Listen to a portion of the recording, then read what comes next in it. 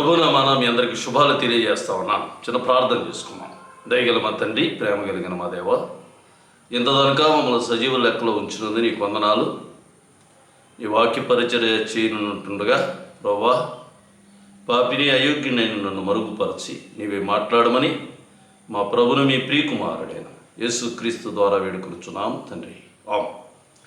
ఈరోజు వాక్య పరిచర్య చేయడానికి వెళ్ళే ముందు జ్ఞాని అయినటువంటి సొలొమోను రాసినటువంటి సామెతల్లో నుంచి ఒక సామెత మీతో చెప్పాలని ఆశపడుతూ ఉన్నాను. సంగతి మరుగు చేయుట దేవునికి ఘనత, సంగతి శోధించుట రాజులకు ఘనత అని జ్ఞాని అయినటువంటి సొలొమోను తన యొక్క సామెతల గ్రంథంలో రాశాడు. 25వ అధ్యాయం 2వ వచనంలో దేవుడు కొన్ని విషయాల్ని మరుగుపరిచాడు. మానవాళి శ్రేయస్సు నిమిత్తము, మానవాళి యొక్క జ్ఞానం పెంపొందించడానికి దేవుడు కొన్ని విషయాలను మరుగుపరిచాడు.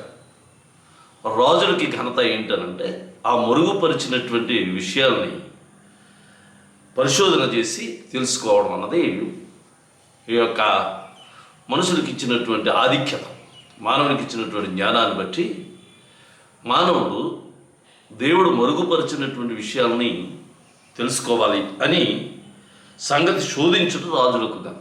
రాజులమైనటువంటి మనం యాజక సమూహంగా దేవుడు మనల్ని ఏర్పరచుకున్నాడు. రాజులు కానీ యాజకులు కానీ ఏర్పరచుకున్నటువంటి మనం దేవుడు మరుగుపరిచినటువంటి విషయాలను శోధించాల్సినటువంటి వాళ్ళంగా ఉన్న రీసెర్చ్ చేయాలి, పరిశోధన చేయాలి, చేసి వాటిని తెలుసుకోవాలి.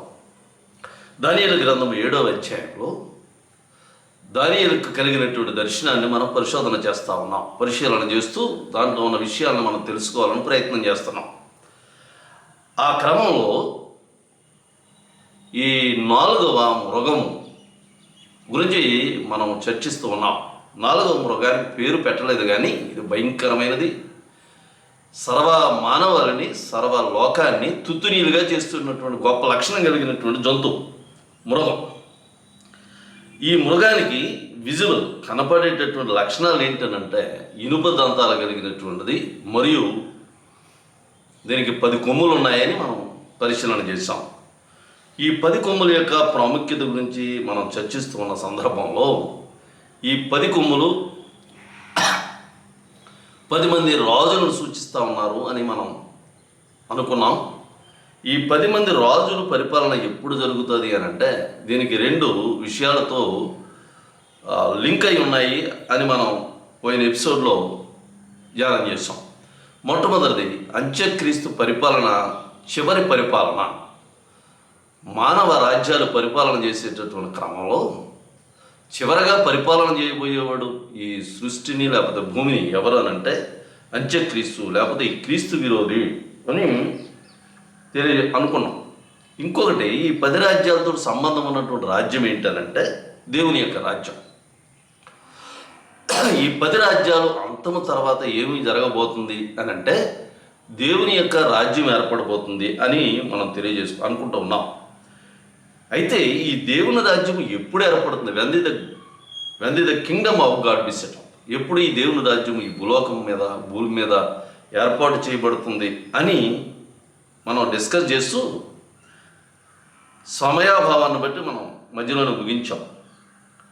మొదటిది, ఆయన మహిమతో వచ్చుట లోకమంతా చూస్తుంది అని మనం మొదటి సూచనగా మనం చూచాం.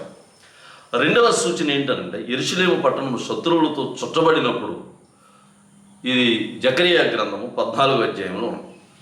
3వది, సంఘము మధ్యాకాశంలో ఎత్తబడినప్పుడు అని మనం ఆ పాయింట్ డిస్కస్ చేసేటప్పుడు సమయం అయిపోవడంతో ముగించడం జరిగింది. ఈ పాయింట్ని కొనసాగింపుగా ఒక వాక్య భాగం చదివించి దీని ఇంకా కొంచెం విడమరిచి చెప్పాలని ఆశపడతా ఉన్నా.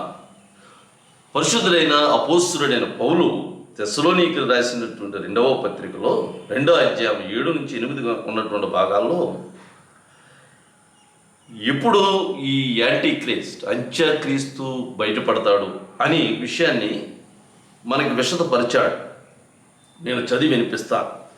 ధర్మ విరోధ సంబంధమైన మర్మము ఇప్పటికే క్రియ చేయుచున్నది, కానీ ఇది వరకు అడ్డగించుచున్నవాడు మధ్య నుండి తీసివేయబడు పర్యంతమే అడ్డగించును.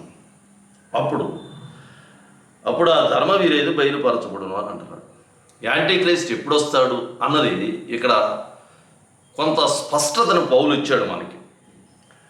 ఈ ధర్మ విరోధ సంబంధమైన మర్మం మిస్టరీ. మర్మం అనేది మిస్టరీ.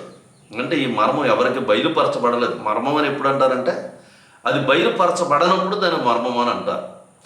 ఈ మర్మాన్ని బయలుపరచబడలేదు. ఎప్పటికే క్రియ చేయుచున్నది. క్రియ అనగా మనకు తెలుసు పని చేయుచున్నది. అంటే ధర్మ విరోధి ఆల్రెడీ ఈ లోకంలో ఎగ్జిస్ట్ అయి ఉన్నాడు, బ్రతుకున్నాడు, లేకపోతే ఈ లోకంలో తను కొనసాగిస్తూ ఉన్నాడు.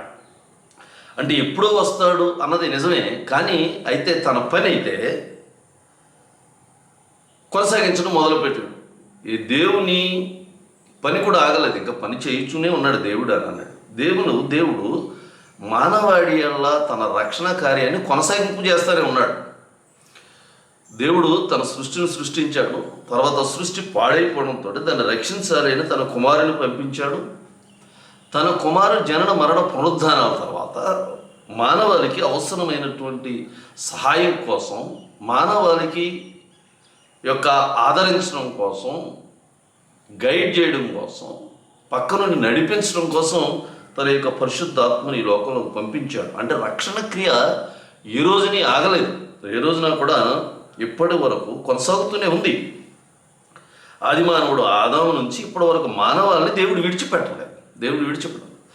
ఏదో ఒక రూపంలో మానవాళ్ళని రక్షించాలి అని ఆశపడతా ఉన్నాడు.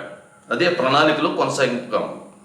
అదేవిధంగా ధర్మ విరోధి కూడా దేవునికి విరోధి అక్కడి నుంచి తరివేయబడినప్పటికీ, శపించబడినప్పటికీ తన క్రియను కూడా కొనసాగిస్తూనే ఉన్నాడు.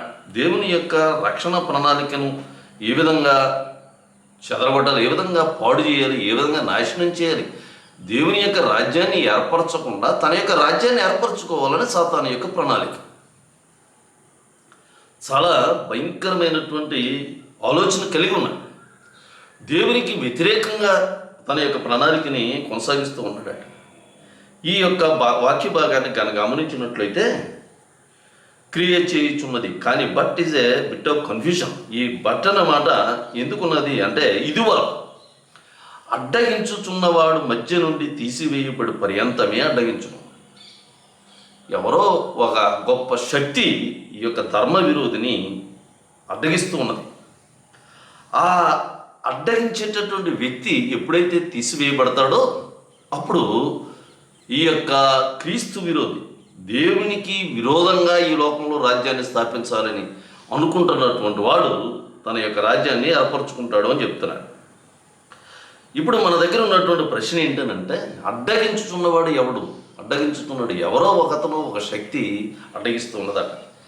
అంటే నాకు ఈ యొక్క పరిశోధనలో తేలింది ఏంటంటే 3 రకాలైనటువంటి శక్తులు ఈ యొక్క అంత్యక్రీస్తుని అడ్డగించు ఉండవచ్చు. అంత్యక్రీస్తు ఈ లోకంలో ఒక రాజ్యాన్ని స్థాపించాలి అని అనుకుంటున్నాడు కాబట్టి మొట్టమొదటిది ఏదైనా ఒక ప్రభుత్వం లేకపోతే గవర్నమెంట్, ఈ ప్రభుత్వం ఈ యొక్క అంత్యక్రీస్తుని ఈ లోకంలో పరిపాలన చేయకుండా అడ్డగిస్తూ ఉండొచ్చు. మొట్టమొదటి అదే ప్రాబబిలిటీ. రెండవది ఈ లోకంలోకి దేవుడు మన కోసం పంపించినటువంటి పరిశుద్ధాత్ముడు ఈ యొక్క అంత్యక్రీస్తుని అడ్డగిస్తూ ఉండొచ్చు. ఎందుకంటే మనల్ని ఆదరించడానికి, మనం బలపరచడానికి, మనల్ని దేవుని యొక్క రక్షణ కార్యంలో నడిపించడానికి ఈ యొక్క పరిశుద్ధాత్ముడు సహాయం చేస్తూ ఉన్నాడు. ఈ పరిశుద్ధాత్ముడు ఒకవేళ ఈ యొక్క ధర్మ విరోధిని అడ్డగిస్తూ ఉండొచ్చు. మూడవది సంఘం. ఈ సార్వత్రిక సంఘం, ఈ సంఘం అన్నది దేవుడు ఈ లోకంలో ఏర్పరిచినటువంటి తన యొక్క రాజ్యం. ఈ లోకంలో ఉన్నటువంటి ఈ సంఘం, ఈ చర్చ్ అని అంటారు. ఒకవేళ ఈ చర్చ్ కానీ ఈ యొక్క లోక విరోధి లేకపోతే ధర్మ విరోధి రాకుండా అడ్డుపడి ఉండొచ్చు. ఈ 3 విషయాలను కొంచెం డీప్గా వెళ్ళి పరిశీలన చేద్దాం. ప్రభుత్వాలు, ఈ లోకంలో ఉన్నటువంటి ప్రభుత్వాలు ఒకవేళ ధర్మ విరోధిని వ్యతిరేకిస్తున్నాయి అన్నది మనం అనుకున్నట్లయితే ఈ లోకంలో ఉన్నటువంటి ప్రభుత్వాలన్నిటిలోనూ కూడా ధర్మ విరోధి యొక్క పాత్ర మనకు కనపడతా ఉంది. బబులోను రాజ్యంలోను, మేదో పర్షియన్ కింగ్డంలో కానీ లేకపోతే ఇప్పుడున్నటువంటి రాజ్యాల్లో కూడా ఈ ధర్మ విరోధి యొక్క కార్యం వారి చేతుల్లోనూ వారి యొక్క సాధనంగా వాడబడతా ఉన్నది. మనం చాలాసార్లు అనేకమైన ప్రభుత్వాల్లో చూస్తూ ఉంటాం.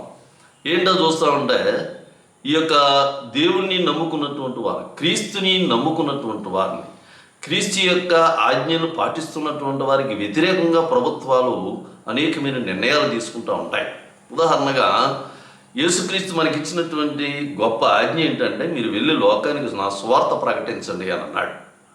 కానీ లోకంలో ఉన్నటువంటి అనేకమైనటువంటి ప్రభుత్వాలు ఈ యొక్క సువార్త ప్రకటించకుండా అడ్డంకుల్ని క్రియేట్ చేసినట్లుగా, అడ్డంకుల్ని ప్రభుత్వాలు శాసనాలుగా చేసినట్లుగా మనం చూస్తూ ఉన్నాం. రెండవది హోలీ స్పిరిట్, పరిశుద్ధాత్మ. ఈ పరిశుద్ధాత్ముడు ఈ లోకం అంతమయ్యే వరకు పాపం గురించి, నీతిని గురించి, తీర్పును గురించి మానవుని ఒప్పించడానికి ఏర్పాటు చేయబడి, మనమైతే స్వనీతి పరులంగా మన పాపాలను మనం ఒప్పుకోలేం. మనమైతే మన నీతిని ఏర్పాటు చేసుకోగలం, కానీ ఈ లోకంలో మన నీతిని ఎస్టాబ్లిష్ చేయడానికి ఇష్టపడతాం. కానీ దేవుని యొక్క నీతిని ఒప్పుకోం. ఎవరు ఒప్పింపజేస్తారు అని అంటే పరిశుద్ధాత్ముడే ఒప్పింపజేస్తాడు. మానవుడికి ఉన్నటువంటి మేధస్సును బట్టి, మానవునికి ఉన్నటువంటి లక్షణాలను బట్టి మానవుడు తన నీతిని, తన స్వనీతిని ఏర్పాటు చేయడానికి ఇష్టపడతాడు. దేవుని నీతిని ఒప్పుకోడు. ఎప్పుడు కూడా మన బైబిల్లో కూడా గమనించినట్లయితే దేవుడు ఇచ్చినటువంటి ఆజ్ఞల్ని విడిచిపెట్టు తన ఆజ్ఞల్ని ఆచరించాలని ఇష్టపడతాడు. తన స్వకల్పాన్ని, తన యొక్క సంకల్పాన్ని నెరవేర్చాలని అనుకుంటాడు. పరిశుద్ధాత్ముడు ఈ లోకాంతం వరకు మన పక్క నుండి మన ఆదరిస్తూ నడిపిస్తూ ఉన్నాడు. కాబట్టి ఈ ధర్మ విరోధిని ఎదుర్కొనేటటువంటి వాడు, అడ్డగించేటటువంటి వాడు పరిశుద్ధాత్ముడు కాదు అని మనం చెప్పచ్చు. మూడవదిగా సంఘం. ఈ సంఘం గురించి మనం ఆలోచన చేసినట్లయితే మనం ఇవన్నీ కూడా సంఘము ర్యాప్చర్ అయిన తర్వాత, లేకపోతే సంఘం ఎత్తబడిన తర్వాత మాత్రమే యేసుక్రీస్తు లోకంలోకి వస్తాడు అని మనం, యేసుక్రీస్తు యొక్క రాజ్యం ఏర్పడడానికి ఎప్పుడు ఏర్పడుతుంది అన్నదే ఈ యొక్క సూచనగా మనం పరిశీలన చేస్తూ ఉన్నాం. మొదటి తెస్సలోనికీయులకు రాసినటువంటి మొదటి పత్రిక 4వ అధ్యాయం నుంచి 16-17 వచనాలను మనం పరిశీలన చేసినట్లయితే ఈ విధంగా రాయడం: పరలోకము నుండి ప్రభువు దిగి వచ్చును, పరలోకము నుండి ప్రభువు దిగి వచ్చును, క్రీస్తు నుండి మృతులైన వారు మొదట లేతురు. చాలా జాగ్రత్తగా గమనించినట్లయితే ఎవరైతే మృతి చెందారో వారు మొదట లేతురు. ఆ మీదట సజీవులమై నిలిచియుండు మనము వారితో కూడా ఏకముగా ప్రభువుని ఎదుర్కొన్నట్టుకు ఆకాశ మండలమునకు మేఘముల మీద కొనిపోబడదము. కాగా మనం సదాకాలము ప్రభువుతో కూడా ఉండుము అని అంటారు. చాలా ఇన్ఫర్మేషన్ని పౌలు తెస్సలోనికీయుల సంఘానికి తద్వారా మనకి ఇచ్చాడు. ఏమని ఇచ్చాడనంటే, మృతులు యేసుక్రీస్తు యందుండి మృతులైనటువంటి వారు, పరిశుద్ధులైనటువంటి వారు, ఈ దేవుణ్ణి యేసుక్రీస్తుని నిజరక్షకుడిగా అంగీకరించినటువంటి వారు, వీరు ముందులేస్తారట. వాళ్ళ మాత్రమే మృతులైనటువంటి, లేకపోతే సజీవులమైనటువంటి, ఒకవేళ దేవుని యొక్క రాజ్యము, దేవుని యొక్క సంఘము ఎత్తబడినప్పుడు అప్పుడున్నటువంటి ఈ పత్రికలు రాసిన ఈ యొక్క అపోస్తుల కాలాల్లో వారు ఏమనుకునేవారు అంటే, వారు బ్రతుకుండగానే దేవుని యొక్క రాజ్యం వస్తుంది అని ఎదురు చూసేటటువంటి వారు. మనం ఏంటంటే ఈ బైబిల్ యొక్క క్రమాన్ని కనుక గమనించినట్లయితే దేవుడు చెప్పిన కార్యాలన్నీ కూడా తమ కాలంలోనే జరుగుతాయి అని అనుకున్నాడు. దేవుని ఒక కుమారుని ద్వారా నీకు రక్షణ కలుగు చేస్తుంది అని దేవుడు చెప్తే తనకు పుట్టినటువంటి బిడ్డ ద్వారానే రక్షణ కలుగుతుంది అని అనుకున్నదట. అలాగే ఏ కాలంలో జరిగినటువంటి క్రియలు ఆ కాలంలో దేవుని యొక్క చెప్పేటటువంటి మాటలు నెరవేర్పుగా వారు ఆశపడ్డారు. దేవుని యొక్క రాజ్యాన్ని, దేవుని యొక్క మహిమను చూడాలని ఆశపడ్డారు. ఇక్కడ పౌలు అదే మాట చెప్తా ఉన్నాడు. ఏ మాట చెప్తున్నాడు? మనం కూడా, అంటే పౌలు ఆ కాలంలో బ్రతుకున్నాడు కాబట్టి బ్రతుకున్నటువంటి మనం కూడా ఎత్తబడతాం. మన ముందు మృతులైనటువంటి వారు, హతసాక్షులుగా మిగిలినటువంటి వారు, మనకు తెలుసు పౌలు ఎదురుగుండా స్టెఫను యేసుక్రీస్తు కోసం హతసాక్షిగా ఉన్నాడు. ఈ పౌలు తన యొక్క ఉద్దేశం అంటున్నాడు, ఎవరైతే పరిశుద్ధులైనటువంటి వారు యేసుక్రీస్తు నమ్మినటువంటి వారు ఉన్నారో వారందరూ ముందు సజీవులైపోతారు. ఈ సజీవులయ్యి తిరిగి లేస్తారు. ఎక్కడికి వెళ్తారు? తిరిగి లేచి మధ్యాకాశానికి ఎత్తబడతారు. మధ్యాకాశానికి ఎత్తబడతారు. ఎందుకు ఎత్తబడతారంట? Welcome address. వీళ్ళందరూ కూడా వెల్కమ్ చెప్పడానికి. వారిని దేవుడు తన మహిమతో తన కుమారుని లోకానికి పంపుతూ ఉన్నాడు తన రాజ్యాన్ని ఏర్పరచుకోవడం కోసం. దేవుడు యేసుక్రీస్తుని ఎదుర్కొనడం కోసం సంఘం ఎత్తబడుతుంది అని అన్నాడు. ఈ సంఘం ఎప్పుడైతే ఈ లోకంలో నుంచి ఎత్తబడతాదో అప్పుడు లోక విరోధి ఈ లోకంలోకి ఫుల్ కంట్రోల్ని తెచ్చుకుంటాడు. జాగ్రత్తగా వినాలి. ఈ యొక్క అడ్డగించేవాడు ఎవరు అడ్డగిస్తున్నారు? సంఘం స్వార్థ చెప్తుంది.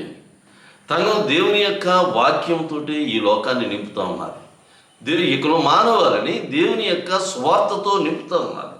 తద్వారా దేవుని ఆత్మ సంఘంలో ఉన్నటువంటి సంఘంలో ఉండి చెడ్డ క్రియల్ని ఎవరైతే ధర్మవిధోని తన కార్యాన్ని జరిపించాలి అని అనుకుంటున్నాడో ఆ ధర్మవిధి కార్యం జరగకుండా ఈ సంఘం అడ్డుపడుతూ ఉన్నారు. ఎప్పుడైతే ఈ సంఘం ఎత్తబడుతుందో ధర్మ విరోధికి అడ్డు లేకుండా ఉంది. అందుకని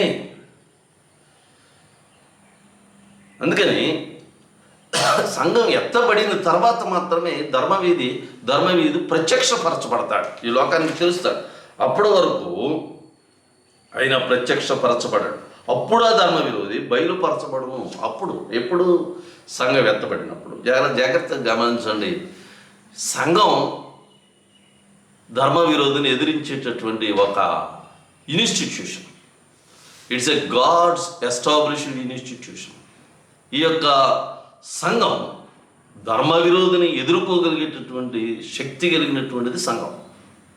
చాలా జాగ్రత్తగా గమనించినట్లయితే ఈ సంఘాన్ని పాడు చేయాలని అనేకమైనటువంటి దేవుని యొక్క వాక్యానికి వ్యతిరేకమైనటువంటి సువార్త ప్రకటించబడుతుంది. నేను సువార్త అనే మాట ఎందుకు వాడానంటే, ఒక ఆయన ప్రసంగం చేస్తే ఇలా చెప్తున్నాడు, ఈ రోజున దేవుని యొక్క సువార్త ఎంత బలంగా ప్రకటించబడుతుందో దేవునికి సువార్తకు వ్యతిరేకంగా దేవుని స్వార్థ రూపంలో ప్రకటన జరుగుతూ ఉంటాయి. అంటే తప్పుడు బోధలు జరుగుతూ ఉన్నాయి. యేసుక్రీస్తు పేరు చెప్పి దేవుని యొక్క స్వార్థ అని పేరు చెప్పి దేవుని యొక్క స్వార్థకు వ్యతిరేకంగా ప్రకటనలు జరుగుతూ ఉన్నాయి. దీన్ని ఫాల్స్ ప్రీచింగ్స్.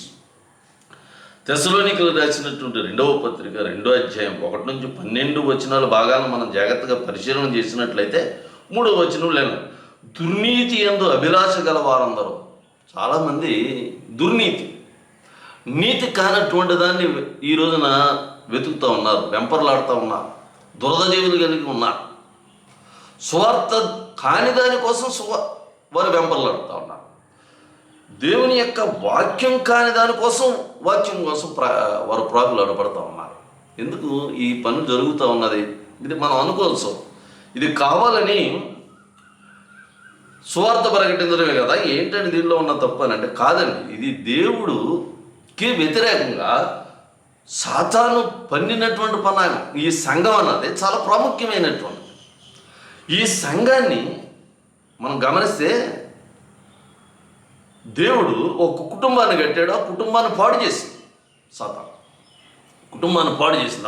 ఆదాము కుటుంబంగా కట్టబడి పరిశుద్ధంగా దేవుని యొక్క చిత్తం ప్రకారం జీవించాల్సినటువంటి వారిని, దేవుని మహిమతో జీవించాల్సినటువంటి వారిని నాశనం చేసేసింది, పాపంలోకి నెట్టింది. వారి మూలంగా లోకంలోకి పాపం తెచ్చింది. ఇప్పుడు క్రైస్తవులకి ఒకే ఒక కుటుంబం, ఆ కుటుంబం ఏంటంటే సార్వత్రిక సంఘం. ఈ సంఘాన్ని కనుక పాడు చేసినట్లయితే, సంఘాన్నిలో ఈ యొక్క ఫాల్స్ ప్రీచింగ్స్, తప్పుడు బోధనలను కనుక వినిపించినట్లయితే సంఘ విశ్వాసులు చెదిరిపోతారు. ఇందుచేత సత్యమును నమ్మక, సత్యాన్ని నమ్మడం లేదు. ఈ సత్యాన్ని నమ్మక దుర్నీతి యందు అభిలాష గలవారందరూ. ఇంకా వ్రాయాడు, శిక్ష పొందుటకై అబద్ధమును నమ్మునట్లు మోసము చేయ శక్తి ఉన్నాయి. అబద్ధాన్ని నమ్మించగలిగేటటువంటి శక్తి. ఎప్పుడు కూడా సాతానుకు ఉన్నటువంటి గొప్ప లక్షణం ఏంటంటే అబద్ధాన్ని నిజం చేయగలుగుతారు. అబద్ధం అని చెప్తాం, అబద్ధాన్ని నిజం అని చెప్తుంది, దాన్ని నమ్మించగలిగేటటువంటి శక్తి ఉన్నారు. అందుకని పౌలు తెస్సలోనికీయులకు రాస్తూ చెప్తా ఉన్నాడు, చాలా జాగ్రత్తలు చెప్తా ఉన్నాడు. జాగ్రత్త, ఈ లోకంలోకి సంఘాన్ని పాడు చేయగలిగేటటువంటి శక్తి కలిగినటువంటి బోధలు రాబోతూ ఉన్నాయి. ఆ బోధల విషయమైతే జాగ్రత్తగా ఉండండి అని అంటున్నాడు. ఈ దేవుని యొక్క రాజ్యం ఎప్పుడు ఏర్పడుతుంది అని అంటే ఈ తప్పుడు బోధలు మితిమీరిపోయినప్పుడు. ఈ లోకంలో ఆల్రెడీ మనం గమనించినట్లయితే కొత్త కొత్త సంఘాలు ఏర్పడుతున్నాయి, కొత్త కొత్త డాక్ట్రిన్స్ని బయటికి తీసుకొస్తూ ఉన్నారు. అవి దేవుని వాక్య ప్రకారం ఉన్నాయా లేదా అన్నది మనం పరిశీలన చేయవలసిన వారంగా ఉన్నాం. మనం ఏదేమైనప్పటికీ, ఏ డాక్ట్రిన్ వచ్చినప్పటికీ, ఏ బోధ వచ్చినప్పటికీ మనకి ఒక అర్థం అయితే ఒకటి ఉన్నది. ఏంటి అర్థం అని అంటే దేవుని యొక్క వాక్యం. ఏ బోధ అయినప్పటికీ దేవుని వాక్యంతో సరి చేసుకోవాల్సిన వారంగా ఉన్నాం. సరి చేసుకోకుండా మనం గుడ్డిగా మనం దాన్ని వెంబడించినట్లయితే ఏమంటున్నాడు తెలుసా? శిక్ష పొందుటకై అని అంటున్నాడు. మనం శిక్షకి అర్హులు అవుతాం, శిక్షార్హులు అవుతాం, శిక్షను అనుభవించాల్సిన వారంగా ఉంటాం. ప్రియమైనటువంటి స్నేహితులారా, ఎప్పుడు దేవుని రాజ్యం ఈ లోకంలో ఏర్పడుతుంది అన్నట్లయితే ఈ కారణాలన్నీ మనం చెప్పచ్చు. ఇంకా 2 కారణాలు చెప్పి నేను ముగించడానికి ప్రయత్నం చేస్తాను. ఇవి వేరే భాగంలోకి వెళ్దాం. హెజ్కియేలు రాసినటువంటి గ్రంథంలో 40 నుంచి 48 వరకు అధ్యాయాల మధ్యలో ఒక గొప్ప దర్శనం కలిగింది. హెజ్కియేలు దానియేలుతో సహా బబులోనికి తీసుకెళ్ళబడినటువంటి ఒక ప్రవక్త. దానియేలు రాజ సముఖంలో ఉన్నాడు, రాజున్న చోట ఉన్నాడు, రాజా భవనంలో ఉన్నాడు. రాజుకి అడ్వైజర్గా, ప్రైమ్ మినిస్టర్గా తన యొక్క రాజభవనంలో ఉన్నాడు. హెజ్కియేలు ఎక్కడున్నాడంటే ప్రజల మధ్యలో ఉన్నాడు. ప్రజల మధ్యలో హెజ్కియేలు ఉన్నాడు. హెజ్కియేలు రాసినటువంటి గ్రంథంలో 40 నుంచి 48వ అధ్యాయం వరకు ఉన్నటువంటి భాగంలో యెరూషలేములో ఉన్నటువంటి దేవాలయం మరలా కట్టబడుతున్నట్లుగా యెహెజ్కేలును తీసుకుని వెళ్ళి ఒక కొండ మీద నుంచి ఒక దర్శనాన్ని చూపించాడు దేవుడు. ఆ దర్శనంలో ఒక దేవదూత ఈ యొక్క దేవాలయాన్ని కొలతలతో సహా, మెషర్మెంట్స్తో సహా చాలా జాగ్రత్తగా కట్టబడుతున్నట్లుగా మనం ఆ యొక్క యెహెజ్కేలు గ్రంథం 40 నుంచి 48వ అధ్యాయం వరకు ఉన్నటువంటి భాగాల్లో మనం చూడవచ్చు. 43వ అధ్యాయం 4వ వచనంలో తూర్పు తట్టు చూచు మార్గమున యెహోవా తేజోమహిమ మందిరములోనికి ప్రవేశించాడు. మనకు తెలుసు, యెరూషలేము దేవాలయంలో జరుగుతున్నటువంటి అకృత్యాన్ని, పాపాన్ని దేవుడు చూడలేక తన మహిమ తూర్పు గుమ్మం నుంచి బయటికి వెళ్ళిపోయినట్లుగా మనం చూచాం. కానీ అదే దేవుడు ఈ లోకంలో ఉన్నటువంటి వారిని పరిపాలన చేయడానికి అదే తూర్పు తట్టునున్నటువంటి మార్గం గుండా ఆయన యొక్క మహిమ మందిరంలోకి ప్రవేశించింది. ఇది యెహెజ్కేలు గ్రంథంలో మనం చూడవచ్చు. అందుకని యెషయా ప్రవచించాడు ఇలాగా, అతడు సింహాసనాసీనుడై రాజ్య పరిపాలన చేయను, సైన్యములకు అధిపతి అయిన యెహోవా ఆసక్తి కలిగి దీన్ని నెరవేర్చు. మనం జాగ్రత్తగా గమనించాలి. దీని వెనకాల ఉన్నటువంటి అసలు ఎవరున్నారు? క్రీస్తు ఈ లోకాన్ని పరిపాలించడానికి, క్రీస్తు ఈ లోకంలో ఒక రాజ్యాన్ని ఏర్పాటు చేయడానికి గల కారణం ఏంటి అన్నట్లయితే యెషయా చెప్తున్నాడు, సైన్యములకు అధిపతి అయిన యెహోవా ఆసక్తి కలిగి దీన్ని నెరవేర్చును అన్నాడు. అంటే యెహోవా దేవుడైన యెహోవా సృష్టికర్త అయినటువంటి వాడు, ఇహలోకాన్ని పరలోకాన్ని సర్వస్వాన్ని సృష్టించినటువంటి దేవుడు యేసుక్రీస్తుని రాజుగా అభిషేకించబోతా ఉన్నాడు. అని ఒక గుర్తుని మనకి చెప్పడం జరిగింది. నేను ఇంకో గుర్తు చెప్తాను.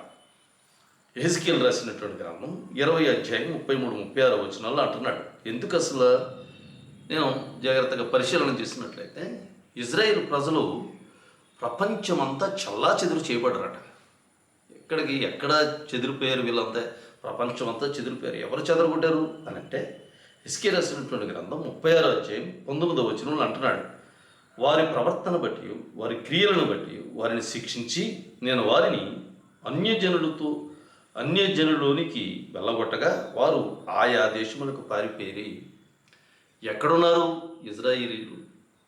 ఎక్కడున్నారు దేవుని యొక్క ప్రజలు అన్నట్లయితే వారు తమ జీవితంలో వారు చేసినటువంటి పాపాన్ని బట్టి వారి క్రియలను బట్టి వారిని యెహోవా దేవుడు శిక్షించాడు. మనందరికీ తెలిసిన విషయం ఏంటంటే ఇజ్రాయేల్ ప్రజలను దేవుడు ఏర్పరచుకున్నాడు. వారికి నేను దేవుణ్ణి, వారు నా ప్రజలు అని అన్నాడు.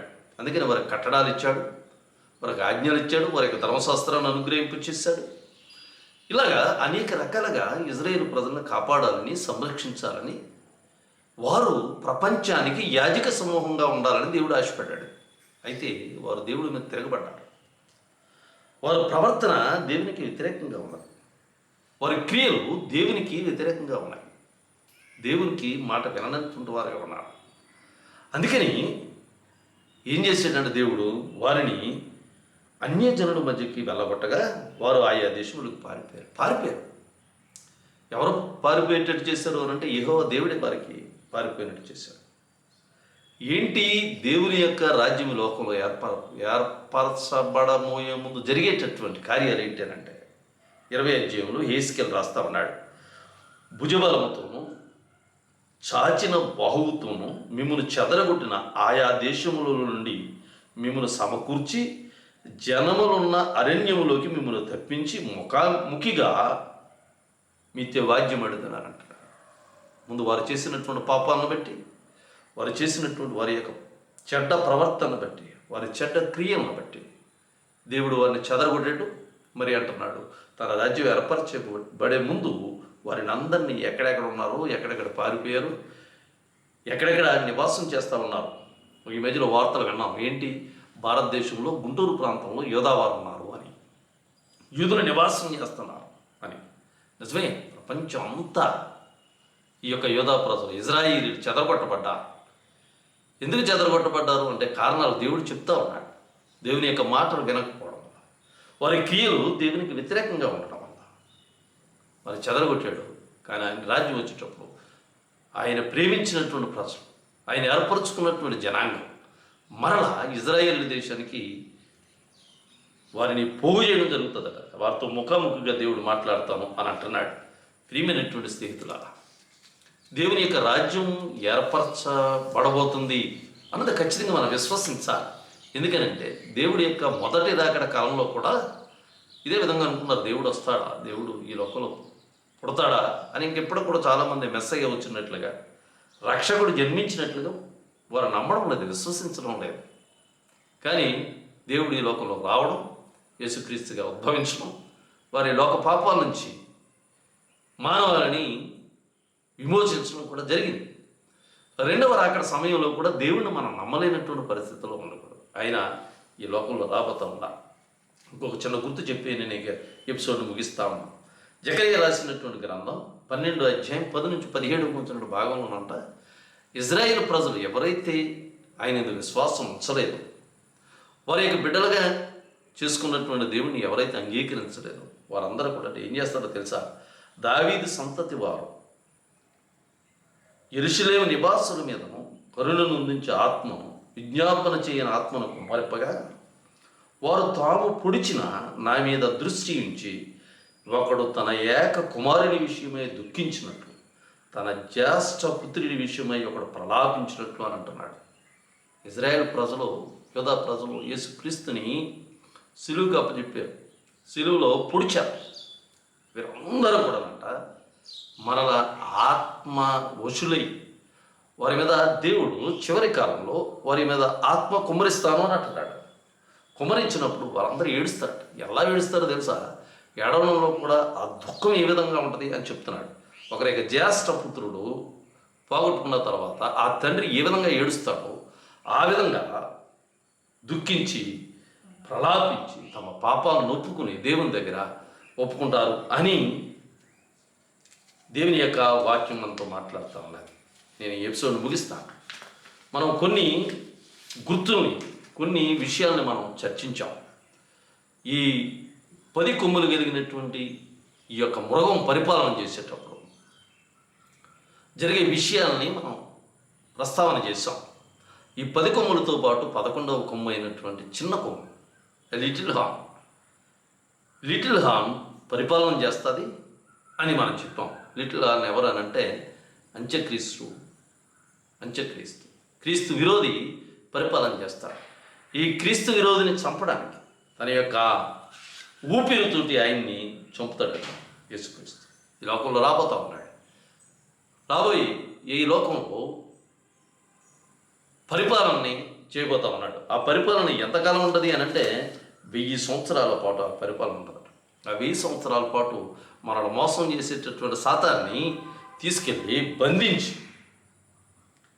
అందుకని ప్రకటన గ్రంథం 20 అధ్యాయం 1 నుంచి 7 వరకు ఉన్నటువంటి భాగాలను మనం జాగ్రత్తగా పరిశీలన చేసినట్లయితే అతడు దేవదూత బయలుదేరి ఆది సర్పమును అనగా అపవాదియు సాతానును ఆ ఘట సర్పమును పట్టుకుని 1000 సంవత్సరముల వారిని బంధించి పాతాళంలో పడవేసి ఆ 1000 సంవత్సరముల గడుచు పర్యంతం ఇక జనములను మోసపరచకుండా నిమిత్తం పాతాళమును మూసి దానిని ముద్ర వేసాను అన్నమాట.